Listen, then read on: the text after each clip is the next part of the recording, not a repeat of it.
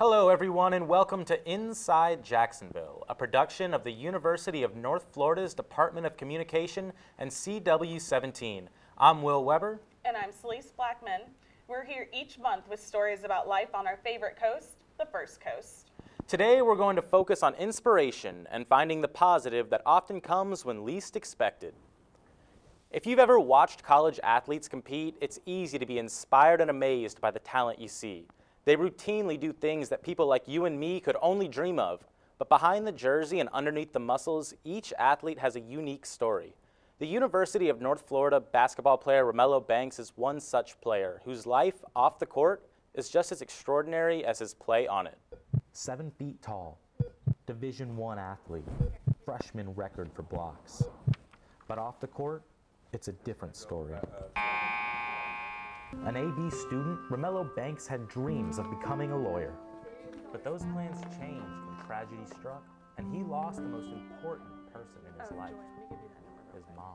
I was about 12 when that whole thing happened, when she caught cancer. That's when, I started really taking sports more serious. Nadine Banks died from stomach cancer at just 33. Through his pain and frustration, he turned to basketball, using afternoon practices like therapy to release anger. The work paid off, and after being recruited by over 30 colleges, Banks accepted a scholarship to play at UNF under Matthew Driscoll. Here's a kid at 17, no mother for 4 years, no father in his life, a stepfather, but a different kind of a male, and then a brother that he's trying to raise. I mean, you talk about immaturity, no clue, but a kind heart, and really was a servant. Once Romello got to UNF, the obstacles and challenges didn't stop. But this time he had a support system to help him through things he never saw coming. Romello's girlfriend Yanni visits Jacksonville often and is providing the support he needs off the court. It was a typical weekend visit when the couple found out some life-changing news. And she told me, we need to go get a test. And I drove over to CVS over in Town Center and got it. Came back and I was in the kitchen. I was like making breakfast. And then she came out the room and she looked at me and I was like, oh, okay, okay. A few years ago, as a 17-year-old freshman, Romello's reaction likely would have been much different. But after slowly growing up into his 7-foot frame, Romello is embracing the news and sees it as a blessing. When that hit us, it was like, how can we be the best parents when this time's come? But I kind of freaked out. I was freaking out. He was more like calm and like, like it happened now. All we can do is just, be good parents and keep going. Since day one, Romello's basketball family's been there, no matter what. And recently, a spiritual family joined the game. Aaron Austin is the campus pastor at South Point Community Church, who guided Romello through faith and his new role as a father. He's super proud to be a father, and especially of a daughter. I think he's going to be the best dad possible, and he wants that family, so I think he's going to do a great job making that work. Romello knows the future will hold challenges that won't be easy, but with faith, support, and a positive mindset, he knows he can provide his baby girl with something he never had. If I had a dad like him, I would love him forever, ever, ever, ever, ever. Romello and Yanni are naming their baby girl Serenity and plan on having her at the same hospital where Romello's mom passed away to honor her. When thinking about Parkinson's disease, most people make the connection to Muhammad Ali, but what they don't think about is how Ali's sport, boxing, can slow down the progress of this all-consuming disease. Inside Jacksonville's Lauren Erickson takes us to a place where boxing skills are making a big difference outside of the ring. Rock City Boxing is a one-of-a-kind, Indianapolis-based nonprofit gym founded in 2006. Kristen Gray, a victim of Parkinson's, discovered Rock City didn't have a location in Jacksonville. With some funding and help from local boxers, she was able to open a branch at Jacksonville Muay Thai. This is our 7th week, and we've got about 16 fighters. And we've got 3 trainers, and we're adding new fighters every week as the word gets out. It's a wonderful program. The family's growing every week. This type of exercise is uniquely effective for people living with Parkinson's. Non-contact boxing dramatically improves the ability of people with Parkinson's to live independent lives. I want them to have a better quality of life. I want them to be able to be more mobile, be more cognitive, That's why I make them count loud. I make them do movements between stations as they box. I make them work out because the dopamine. We really want to get the dopamine going. The brain producing dopamine again naturally. With 325 different locations in 45 different states, 20 programs in 6 countries, Rock Steady Boxing continues to help those with Parkinson's fight back. I noticed a twitch in my hand, and within about 3 or 4 months, I noticed the twitch in my toe, and at that point, I knew it was neurological. And so at 42, I was diagnosed with young onset Parkinson's disease. Doctors told me 8 to 10 years I'll be disabled, will need brain surgery, and to just try and exercise, but enjoy my life. So at 42, that's pretty daunting, and they tell you today is really the day you're going to feel the best, and every day after that it's going to get a little worse. You're going to get a little tighter. The tremor is going to get worse. More than 1 million people in the United States have been diagnosed with Parkinson's. With symptoms like muscle rigidity, tremors, and changes in speech and gait, Rock Steady has opened the doors to help those with Parkinson's fight back. We're all in the same boat, and it's something about being all together. It's comforting. We know there's no judgment here. Some of us have better days than others, and we're here to cheer each other on and fight the battle with each other. So that's a huge part of this. You feel inhibited, you feel like you can't really get out in public too much, and you start withdrawing from society, and it gives you a little more self-confidence to get out there and be yourself. And for me personally, I don't have that issue necessarily, but I enjoy the physical aspect of it and the strengthening. And you're putting combinations together, so it really gets your brain working and your body as well. Everybody complains, nobody quits. Lauren Erickson, Inside Jacksonville. If you or someone you know has Parkinson's and wants some help, or if you simply want to train and box, you can visit Jacksonville Muay Thai, located on Beach Boulevard. Coming up next, a story about prison and what can happen after you've done your time and returned back to society. And after the break, find out how one Fernandina Beach resident turned his life around after a debilitating injury almost kept him from being in the gym ever again. Stay with us.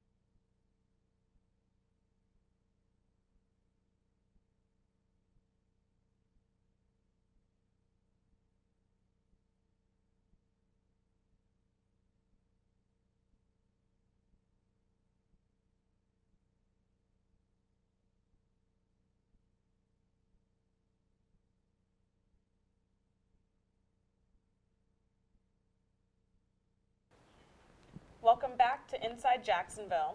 This month, we're focusing on the inspiration that can come to light during some of life's most challenging moments. Everyone wants to get in shape, particularly at the start of a new year. But certain foods often derail us from success. Throw in a serious injury, and you've created a recipe for failure. But inside Jacksonville's Alexandra Torres Perez found someone who took those ingredients and turned them into a winning combination.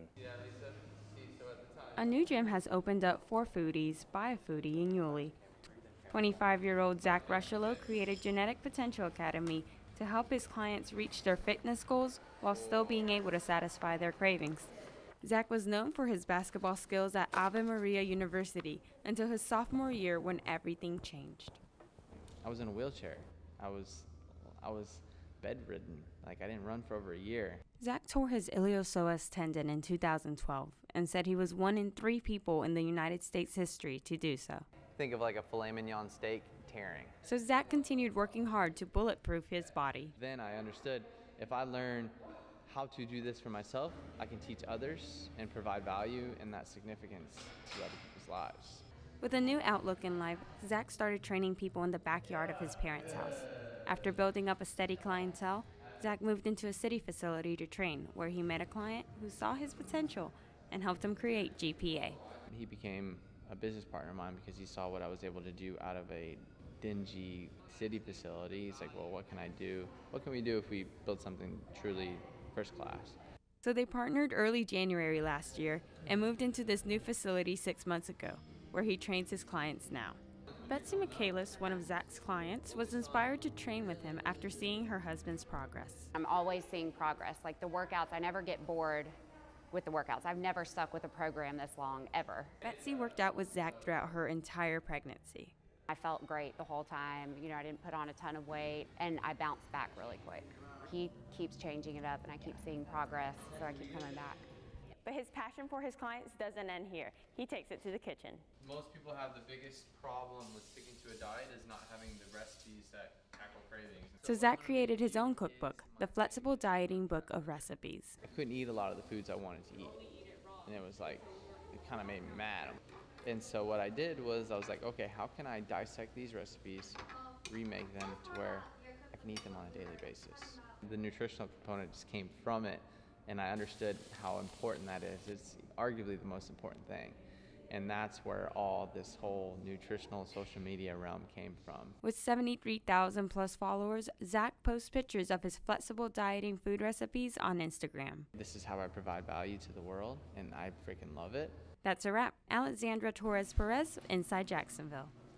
Zach takes about 4 hours a day to connect to his clients on social media, where he posts daily Instagram videos of his food and workouts he shoots every day. You can follow Zach on Instagram at The Flexible Dieting Lifestyle. People often feel like they don't stop serving time after they've been released from prison, but a program is trying to help encourage nonviolent offenders get a leg up in the real world. Inside Jacksonville's Serena Summerfield shows us how the program works. Ready now, here we come. Come on, JoJo. Jarvis Guthrie is a successful participant of Operation New Hope, an organization that helps integrate felons back into society.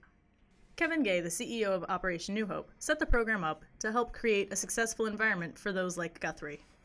Kind of had to go through some bumps a little bit along the way, but came to us a few months after that and did everything that we could have ever asked for.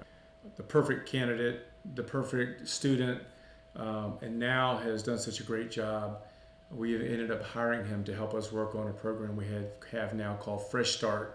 People like Jarvis come to Operation New Hope where they can get a fresh start on their life. They come here to the intake area where they can enter into the classroom to start their journey. People learn important life skills in the classroom, such as money management and employability skills. Being a convicted felon, it's like having a weight. I'm carrying this weight of my past each and every day. Some days it's heavy where I feel like I'm not excelling. I'm getting rejected, finding places to stay with my kids. Some days it feels like I'm flying where people see where I'm able to come from. Guthrie served 2 years in prison for breaking into a police officer's house. He entered the program after being released in 2014. He found himself struggling to support his family on his own. I have 2 boys, James and Josiah, and we're outdoors people. We love going to nature trails, we love going fishing, we love going to church, the Bible studies. Every week, Guthrie takes his sons to church on the west side. Amen.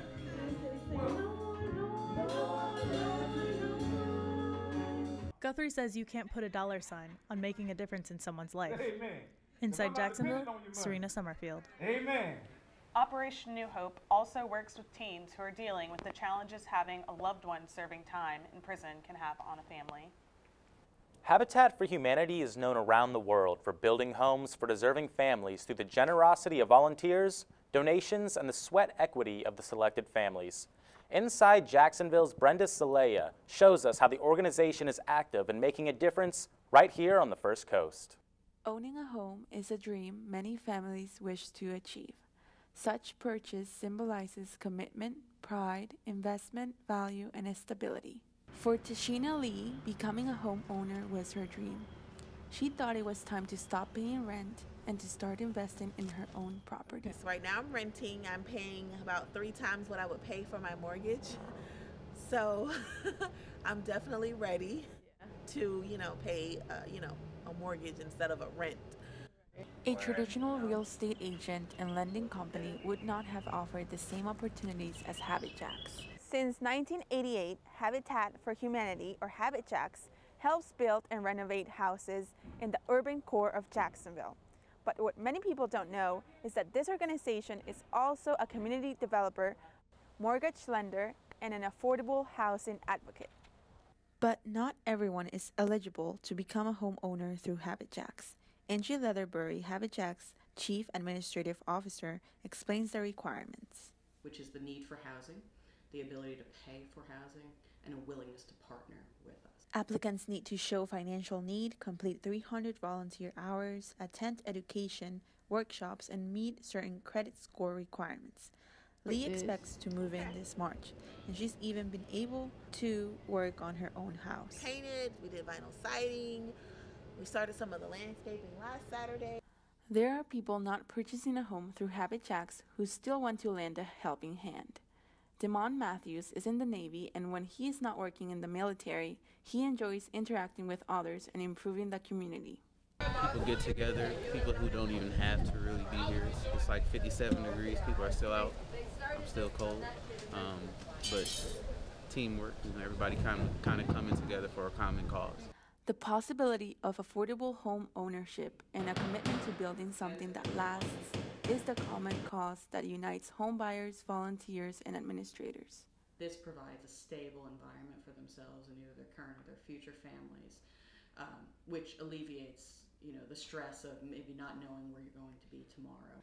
Just knowing that she had a little part in changing someone's life is what makes her job all worthwhile. The families are really what keeps me going every day. In less than a month, she will surprise her son and daughter with their new house. She already knows how she will celebrate once those keys get handed to her. I'm going to let my son and my daughter know, this is our home. Brenda Celaya, Inside Jacksonville. If you're interested in volunteering or want to learn more, visit their website at www.habitjacks.org. They're always looking for volunteers, and it's always a great feeling to help someone in the community. Coming up after the break, we'll introduce you to a family that's opened its heart and turned foster care into a forever home. And we'll also take you inside the hive and let you know what the buzz is all about when it comes to bees. Stay with us. Inside Jacksonville will be right back.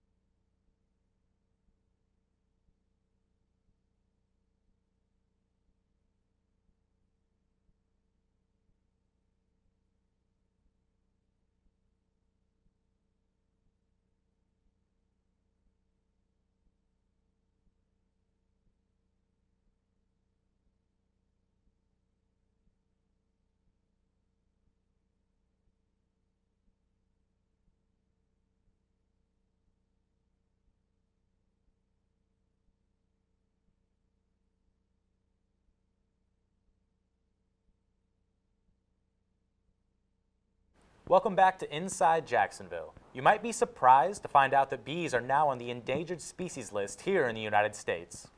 But if one Green Cove Springs beekeeper has his way, you won't need to start hoarding honey. Inside Jacksonville's Kayla Davis shows us one man trying to help right in his own backyard. Chad Weeks started beekeeping as a way to remember his friend John, who passed away 5 years ago from leukemia. I had a friend named John, John Drury, who kept bees. And now each day that he gets to spend with the bees is like another day spent with John, keeping his memory alive. Every time I go out and do it, and just walk by the beehives, I think about them and just laughing with them, watching them get stung or something, getting the honey out. While Weeks was not able to learn a lot about the way of beekeeping from his late friend, he has learned a lot about what it takes to keep his hives healthy by turning to books and even a Clay County beekeeping legend. Becoming a backyard beekeeper is a task that Weeks believes more people should decide to pursue because they bring something different to the table that big industry-style beekeepers don't. And unlike Weeks, if you don't live in an area with a beekeeping expert and you still want to turn a place that looks like this into a beekeeping wonderland, Weeks has a few pointers for you. He says that starting your own backyard hive is not a hard thing, and you don't even need to personally own a bunch of land to do it. You could just know somebody that has a piece of property and say, hey, could I keep my bees out there, and offer to give them honey. And in order to produce that honey, a key thing for beginners, according to Weeks, is starting out with not one, but 2 hives. It's easier if you have 2 because you can take those 2 hives and compare them, and it's a lot easier to learn when you have 2 to compare to. And you can take honey out of one hive and give it to the other that's maybe not as strong, or things like that. They can help each other. Another must is that white beekeeping suit that we're all so familiar with, because bees are pretty territorial when it comes to protecting their honey, especially when you're trying to take it. The bees aren't going to be happy when you do this. They're going to be all over, so I wear a suit. You will get stung. When you take their honey, you'll get stung, so I recommend having a suit for that. Armed with 5 years of experience about the ins and outs of beekeeping, Weeks still says that timing is one of the trickiest parts of being a beekeeper. But he wouldn't trade the things he has learned for anything, and he hopes to continue keeping bees for a very long time. Long term, just to be able to be the old guy, that's just like 80 or 90 years old, that old dude that knows about beekeeping. So I wanted to be that guy, one day. And with this hive flourishing and one of the busiest seasons for beekeepers right around the corner, Weeks is well on his way to doing just that. Kayla Davis, Inside Jacksonville. If you feel like backyard beekeeping may be the thing for you, there are a variety of resources available to help you get started.